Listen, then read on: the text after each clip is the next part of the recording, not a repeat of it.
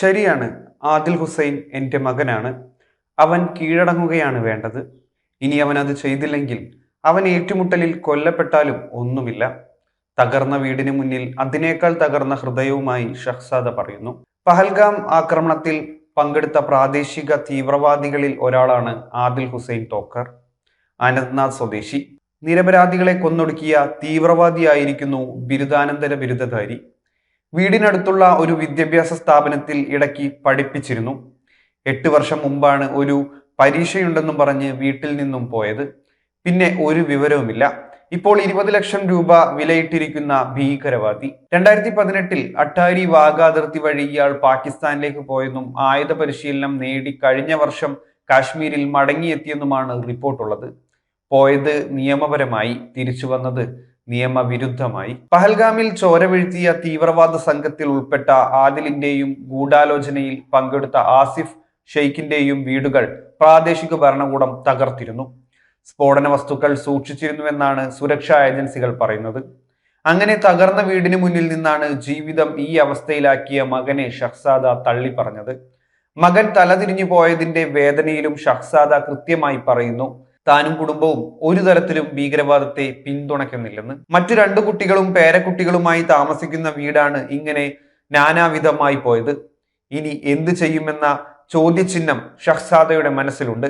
പക്ഷേ കാശ്മീർ കാണാനെത്തിയ നിരപരാധികളെ കൊന്നൊടുക്കിയവരിൽ ഉൾപ്പെട്ടുപോയ ഒരാളെ പ്രസവിച്ചതിന്റെ പാപഭാരം ആ ചോദ്യത്തിനപ്പുറം ആ പാവം സ്ത്രീയെ നിസ്സഹായയാക്കുന്നു. ആദിൽ ഹുസൈൻ തോക്കറിന്റെ അമ്മ തന്റേതല്ലാത്ത കാരണത്താൽ തലയും താഴ്ത്തി അപമാനഭാരവും പേറി തെരുവിലേക്ക് ഇറങ്ങുമ്പോൾ മറ്റൊരു ആദിൽ ഹുസൈൻ കാശ്മീരിന്റെ അഭിമാനത്തിന്റെയും കരുതലിന്റെയും സൗഹൃദത്തിന്റെയും പ്രതീകമായി വാഴ്ത്തപ്പെടുകയാണ്.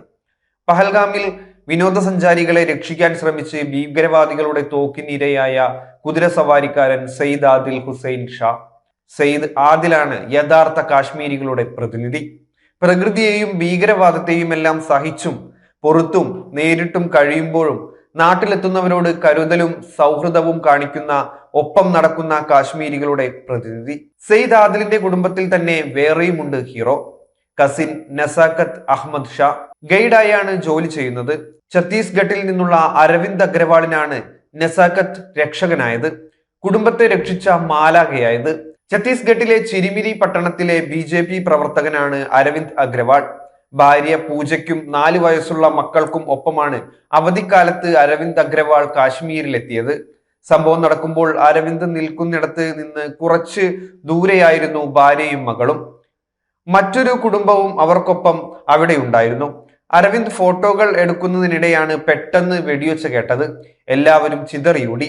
1 മണിക്കൂറിനിപ്പുറം ആശുപത്രിയിൽ ഭാര്യയെയും മകളെയും കണ്ടപ്പോഴാണ് ശ്വാസം നേരെ വീണതെന്നും നസാക്കത്ത് ഉള്ളതുകൊണ്ട് വേണ്ട രീതിയിൽ ഇടപെട്ടതും കൊണ്ടും മാത്രമാണ് അവർ രണ്ടുപേരും രക്ഷപ്പെട്ടതെന്നും നന്ദിയോടെ ആശ്വാസത്തോടെ അരവിന്ദ് പറഞ്ഞു. ഓട്ടത്തിനിടയിൽ പൂജയുടെ വസ്ത്രങ്ങൾ കീറിയിരുന്നു. നാട്ടുകാർ അപ്പോൾ തന്നെ പകരം വസ്ത്രങ്ങൾ തന്നെന്നും അരവിന്ദ് സ്മരിക്കുന്നു. സംഭവത്തെക്കുറിച്ച് നസാക്കത്ത് ദ ഇന്ത്യൻ എക്സ്പ്രസിനോട് പറഞ്ഞത് ഇങ്ങനെയാണ്: ഞങ്ങൾ നിൽക്കുന്നതിന് ഏതാണ്ട് 20 മീറ്റർ മാറിയാണ് വെടിയൊച്ച കേട്ടത്. എല്ലാവരും നിലത്ത് കമിഴ്ന്നു കിടക്കാൻ പറഞ്ഞു. തൊട്ടപ്പുറത്തെ വേലിയിലെ വിടവ് കണ്ടു. അതിലൂടെ കുട്ടികളെ കടത്തിവിട്ടു. തീവ്രവാദികൾ അങ്ങോട്ടേക്ക് എത്തും മുമ്പ് രക്ഷപ്പെടുത്താനായി. അവരുടെ സുരക്ഷ ഉറപ്പാക്കിയ ശേഷം തിരിച്ചുപോയാണ് പൂജാ മേടത്തെ കൊണ്ടുവന്നത്. തിരിച്ചുള്ള ദിശയിലാണ് അവർ ആദ്യം ഓടിയത്. പിന്നെ എല്ലാവരെയും ശ്രീനഗറിലാക്കി. ആ സന്തോഷത്തിലിരിക്കുമ്പോഴാണ് കസിൻ ആദിൽ മരിച്ച വിവരം അറിഞ്ഞത്. കുടുംബത്തിന്റെ ദുഃഖമൊക്കെ ഉള്ളിലൊതുക്കി നസാക്കത്ത് ഇങ്ങനെ കൂട്ടിച്ചേർത്തു: അതിഥികളെ നിറഞ്ഞ മനസ്സോടെ സ്വീകരിക്കുന്നവരാണ് ഞങ്ങൾ. അവരാണ് ഞങ്ങളെ പോലുള്ളവർക്ക് ഉപജീവനം. പഹൽഗാമിലേത് ഞങ്ങളുടെ ഹൃദയത്തിന് നേരെ നടന്ന ആക്രമണമാണ്.